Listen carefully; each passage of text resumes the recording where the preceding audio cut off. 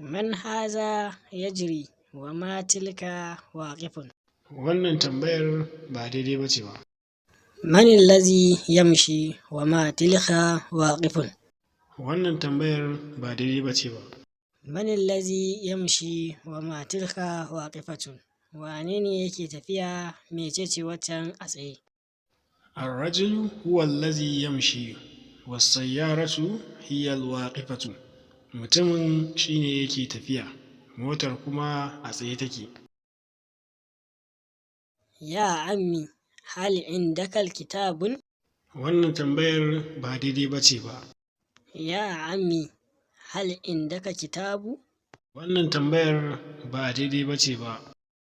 Ya ammi, hal indaka kitabu? Ya kawuna, shin kana da littafi? Na'am, li kitabun.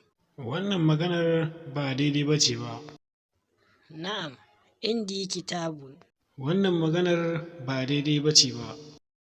Na'am, indi kitabun. Ina da littafi.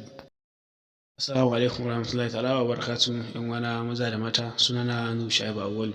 Dalilin da yasa muka ce nan ba daidai bane ba saboda zuwan harafin man. Harafin man harafi ne wanda yake nuni a bisa lamirin wanda ake tambaya mutum ne, saboda haka ba a cewa mutum ya jiri, sai da a ce masa yamshi. Sannan na biyu sai aka ce ma tilkal waqifatu. Wa tilkal waqifu, dalilin da yasa ba za a ce waqifu ba saboda zuwan kalmar tilka.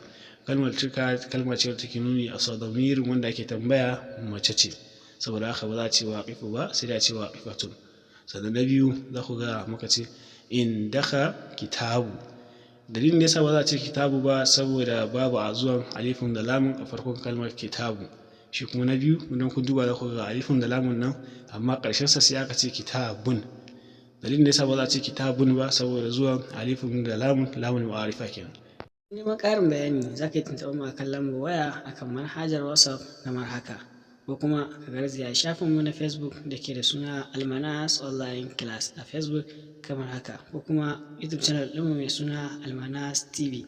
Karki manta, ku danna mana subscribe sannan ku danna alamar ƙararrawa domin sanar da ku da zarar mun ɗora sabbin darussuka ire-iren wa'annan. Mun gode.